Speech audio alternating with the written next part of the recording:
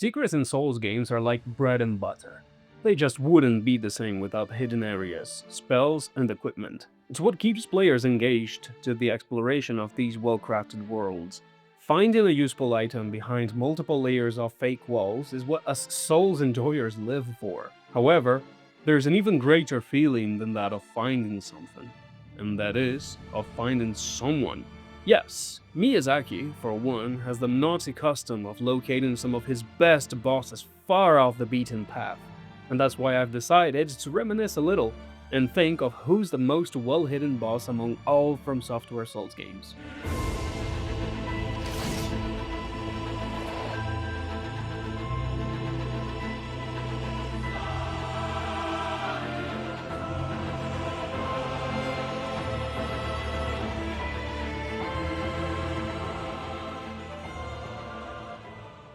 Demon Souls being the great-grandfather of these deceiving young bloods means that it was all business, no shenanigans.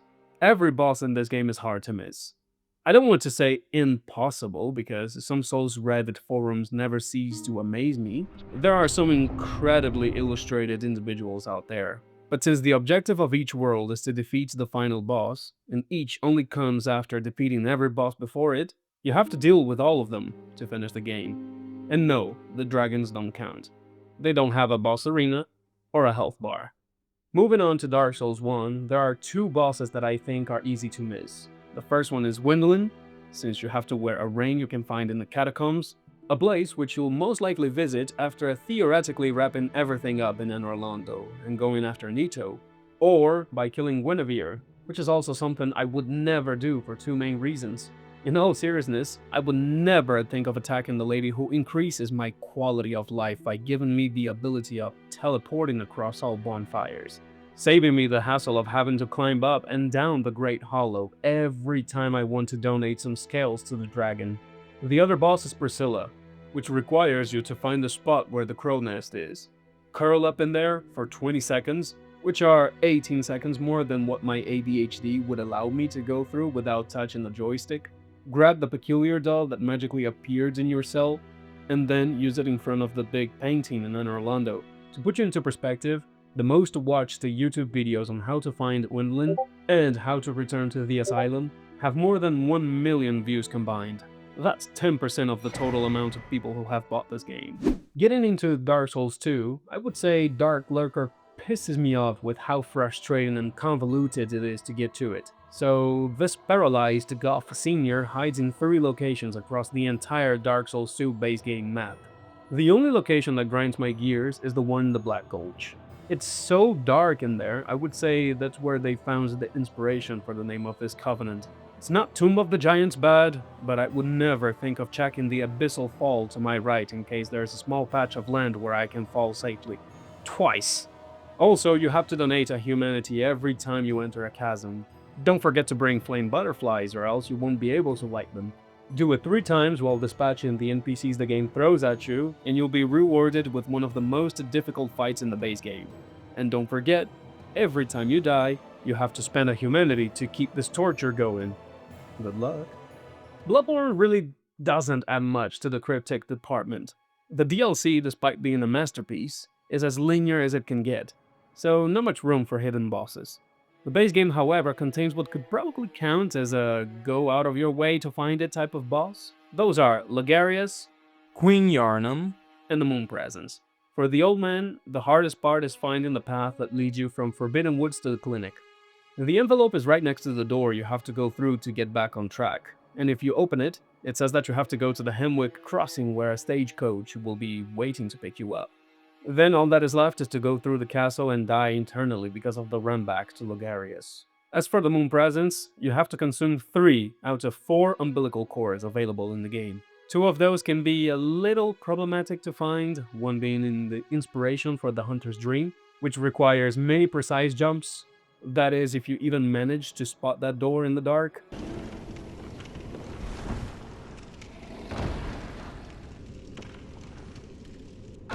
And the other comes from Ariana, if she survives all the way to the endgame after you beat Mikolash. There are multiple ways to fail this. First, if you don't knock on her door to bring her to the chapel before you defeat Ron, she's a goner. Second, if you run into Adela, and you also bring her to the chapel, accepting Ariana's blood offer 3 times while Adela is present will force the nun to kill the prostitute.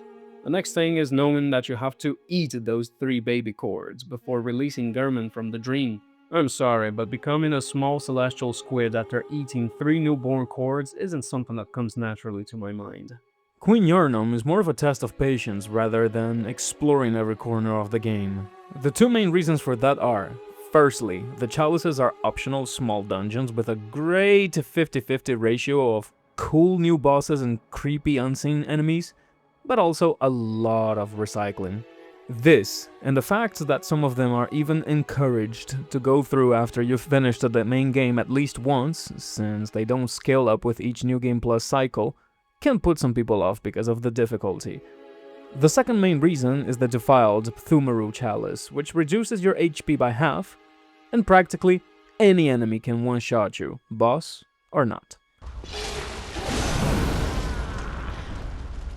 That becomes frustratingly obvious when you face the Watchdog and the Amygdala, the 2 most infamous bosses standing between you and the Queen. The only fun thing about their encounters is that you won't have to farm vials, because you will rarely, if ever, be able to heal. I got this!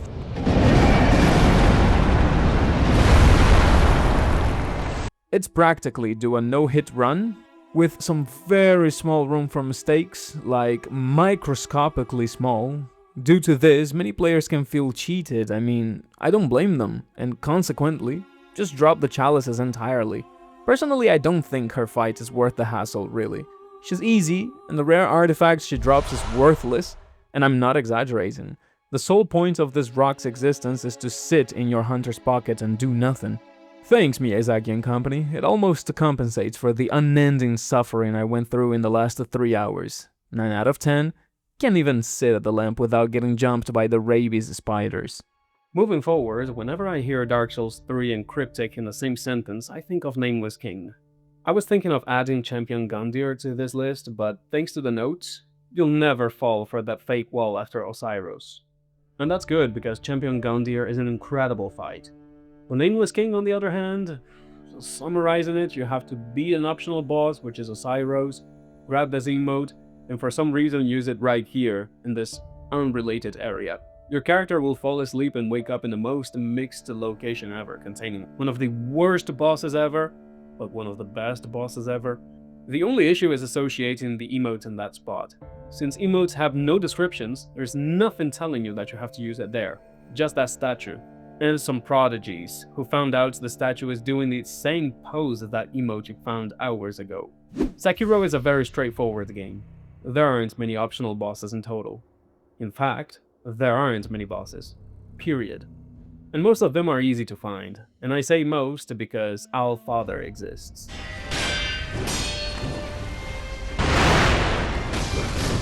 To access his fight, you need to eavesdrop on Kuro and Emma.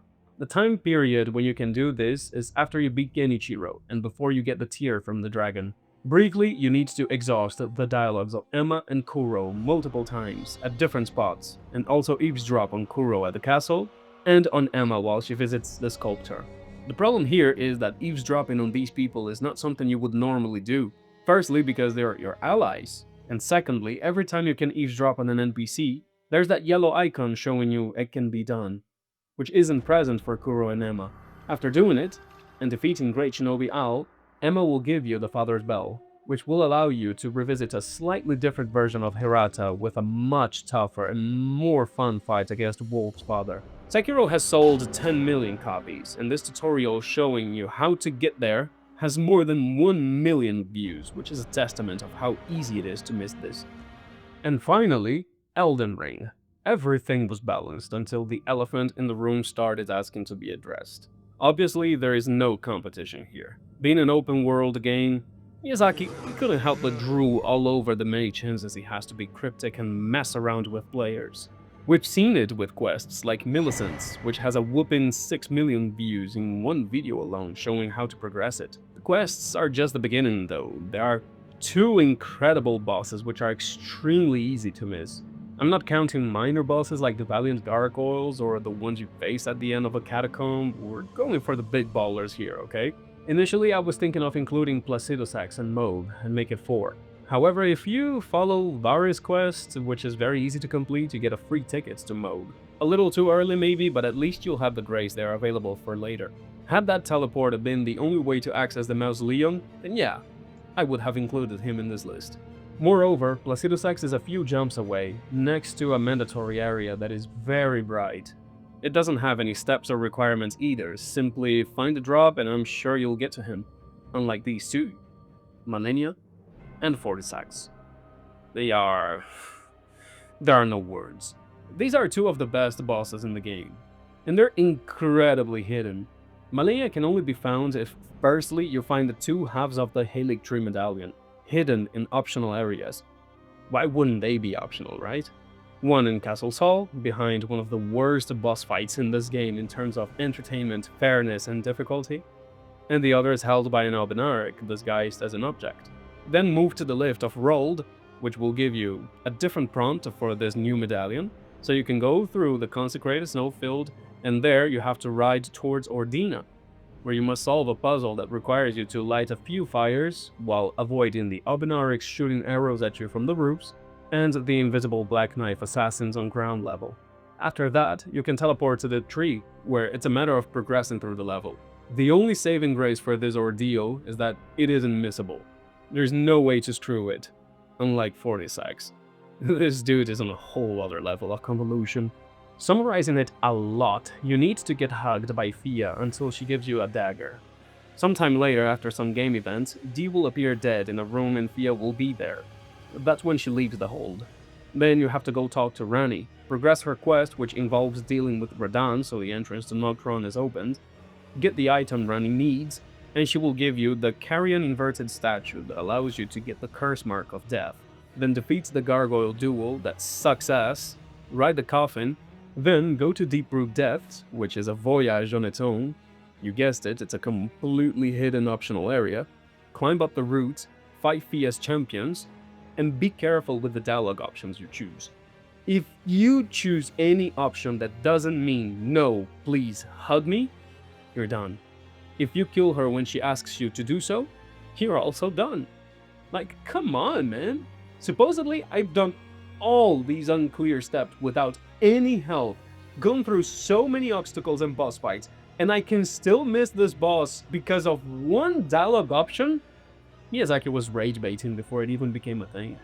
For my conclusion, if Elden Ring didn't exist, I would say the most well-hidden boss had to be the Nameless King. The whole take this gesture thing and use it in this location people speedrun through because of how detestable it is, makes it very hard to discover naturally. However, Elden Ring is too massive, and following the same quest structure of its predecessors, but with a map that is 100 times bigger, makes things unnecessarily complicated. Just compare what you have to do to face Fortisax to the requirements of Allfather, Priscilla, or Nameless King. These three put together in one quest still ask less of you than the Blight Dragon. So yes, in my opinion, Fortisax is the best hide-and-seek player in all Soulsborne games. On PS5 it has the lowest boss completion rate, only 25.2% of people who installed the game have beaten him, and the numbers add up. Almost 3 million searching for how to complete Fia's quest, and another million how to find this duel. To be honest, I expected it to be a little higher, but I suppose most people just pass on him, since this character hasn't had a mediatic impact like Malenia, who has a 31.9 completion rate. He just flew under the radar. Thank you for watching all the way here, comrade.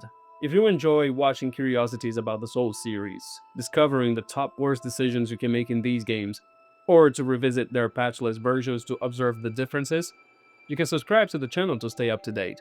I try to post regularly, although life's got me grabbed by the throat right now, so the upload rhythm has slowed down to 1 video per month. I gotta be honest with you, I can't promise what I can deliver. Yet. For my next video, I'll be talking about the top 5 worst decisions you can make in Dark Souls 2. See you in a while, my friend.